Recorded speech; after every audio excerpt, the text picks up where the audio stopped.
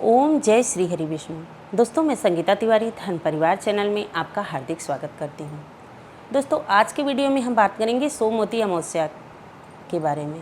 2025 में सोमवती अमावस्या किस दिन पड़ रही है? तो देखिए, बहुत संशय है, क्योंकि इस बार सोमवती अमावस्या 12 बजे दोपहर में अमावस्या तिथि प्रारंभ हो रही है और 26 मई को 12 बजे दोपहर में प्रारंभ हो रही है। तो सोमवती अमावस्या और समाप्त हो रही है मंगलवार के दिन 8:30 बजे। तो इसमें दीर्घकालीन के हिसाब से तो सोमवार के दिन ही सोमवती अमावस्या मानी जाएगी, क्योंकि सोमवार के दिन भी पड़ रही है, दीर्घकाल भी हो रहा है और सब उस दिन लंबे समय तक अमावस्या तिथि है। तो सोमवती अमावस्या का व्रत 26 मई को रखा जाएगा। ठीक है। कुछ लोगों का प्रश्न है कि क्या सोमवती अमावस्या नया हम शुरू कर सकते हैं? तो देखिए, इस साल अधिक मास नहीं लगा है। अगर कोई अमावस्या तिथि सोमवती का फेरी लगाना है तो वो प्रारंभ हो सकता है, क्योंकि जेठ मास भी श्री हरि विष्णु के नाम से ही माना गया है। वैशाख मास, जेठ मास, ये सब मास पवित्र माना जाता है। तो आप व्रत का शुरुआत कर सकते हैं अमावस्या तिथि। और देखिए, इस बार शुभ संयोग है, क्योंकि उस दिन सोमवती अमावस्या भी है और वट सावित्री व्रत भी है। तो इस दिन लोगों का कहना है कि वट सावित्री व्रत भी है और सोमवती अमावस्या है, तो कौन सा व्रत रहे? तो देखिए, दोनों आप रह सकते हैं। बस फ़र्क इतना है कि वट सावित्री का व्रत है तो वट वृक्ष का फेरी लगाएंगे, और सोमवती अमावस्या का है तो सूर्योदय के पहले पीपल वृक्ष में जल देंगे और पीपल वृक्ष का परिक्रमा करेंगे 108 बार। तो सोमवती अमावस्या तो सोम मधुवन का कथा सुनेंगे, शिव की पूजा करेंगे, बृहस्पति भगवान की पूजा करेंगे, बस यही है। बाकी दोनों व्रत अगर आप रहते हैं तो श्रेष्ठ है, शुभ मुहूर्त है। इस दिन आप व्रत नहीं रहते हैं तब भी आप पीपल और वट वृक्ष की परिक्रमा करें, जल अर्पित करें, पूजा करें, क्योंकि यह सुहाग के लिए, सौभाग्य के लिए बहुत बड़ा व्रत है। तो दोस्तों, सोमवती अमावस्या का व्रत एक गरीब ब्राह्मण था और उसको संतान नहीं थे। वह बहुत परेशान था और बहुत सारी पूजा करता था। उसको धन का बहुत ज़्यादा अभाव था, उसको संतान की प्राप्ति नहीं हो रही थी। तो वो क्या किया कि एक बार सोमवती अमावस्या का व्रत, उसको कोई किसी ऋषि महात्मा बताए कि सोमवती अमावस्या का व्रत रखिए, आपकी संतान की मनोकामना पूर्ण होगी। क्योंकि सोमवती अमावस्या से ही पता चलता है कि इस दिन सोमवार पड़ेगा, और सोमवार का दिन भगवान शिव के लिए समर्पित दिन माना जाता है। और उस दिन अमावस्या तिथि है तो पितृदोष के लिए, लक्ष्मी प्राप्ति के लिए और संतान के लिए यह श्रेष्ठ दिन माना गया है। तो सोमवती अमावस्या के दिन वह ब्राह्मण व्रत रखा और उसको एक बहुत ही तेजस्वी पुत्र की प्राप्ति हुई। तो इसलिए सोमवती अमावस्या व्रत का कथा भी सुनना चाहिए। सोम मधुवन जो थे उनकी कथा सुने उस दिन।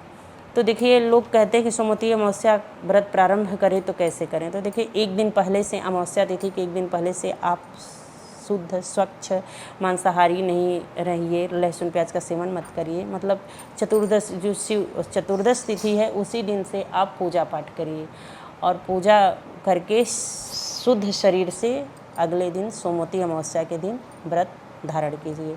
तो दोस्तों, कुछ लोग कह रहे हैं कि सोमवती अमावस्या का व्रत रखने के बाद क्या जल फल ग्रहण किया जाता है, फिर अन्न किया जाता है? तो देखिए, हमारे यहाँ क्या है कि जब तक पीपल वृक्ष की पूजा नहीं किया जाता, पीपल की परिक्रमा नहीं किया जाता, उसके पहले जल नहीं पिया जाता।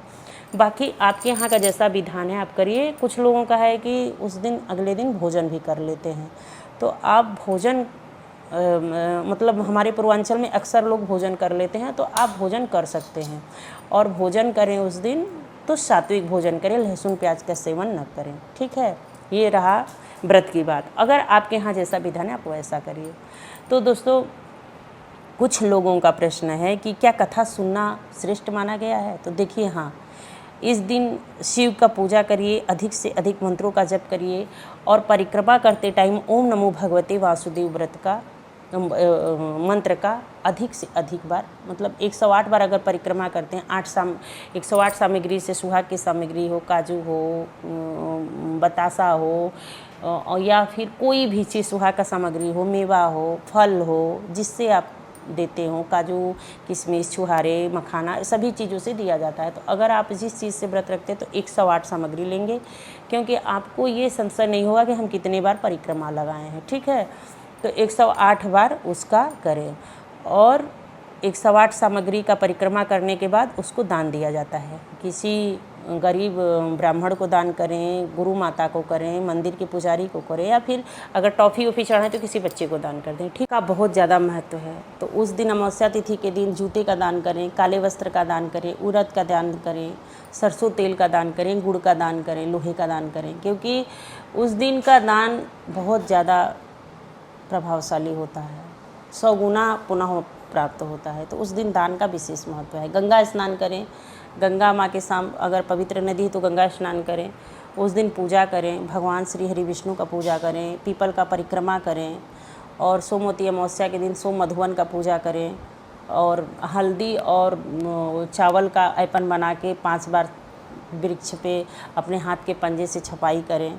ये सब का बहुत ज़्यादा महत्व है। उस दिन सुहाग की सामग्री चढ़ाएं और 108 सामग्री ले लें, जिससे परिक्रमा करने में आसानी रहती है। 108 बार आप परिक्रमा कर सकते हैं, भूलेंगे नहीं। ठीक है, और उस दिन पितृदोष शांति के लिए सोमवती अमावस्या के दिन काले तिल दूध में मिक्स करके उसका जल अर्पित करें। और उस दिन दान का विशेष महत्व है, गंगा स्नान का महत्व है, पीपल वृक्ष में पूजा किया जाता है काले तिल और गुड़ और कच्चे दूध को जल में मिला के, तो इसका विशेष फल प्राप्त होता है। दोस्तों, सोमवती अमावस्या सौभाग्य की प्राप्ति के लिए, संतान की वृद्धि के लिए किया जाता है। और एक चीज़ और, अमावस्या के दिन अपने घर को पूरी तरह से साफ़ सफाई रखें, क्योंकि उस दिन लक्ष्मी का बहुत बड़ा दिन होता है। अमावस्या की तिथि के दिन अपने घर के दहलीज पर दीपक जलाएं, पीपल वृक्ष के पास दीपक जलाएं, समी वृक्ष के पास दीपक जलाएं, बेल वृक्ष के पास दीपक जलाएं, तुलसी वृक्ष के पास मतलब पवित्र जगहों पे आप दीपक जलाएं। और हाँ, आप अपने घर में अगर जल का कलश भर के रखते हो रसोई घर में, तो वहाँ पे भी एक दीपक जलाएं सरसों के तेल। ठीक है, तो दोस्तों ये रहा अमावस्या तिथि का दिन, और मिलती हूँ अगले वीडियो में। तब तक के लिए जय श्री राधे।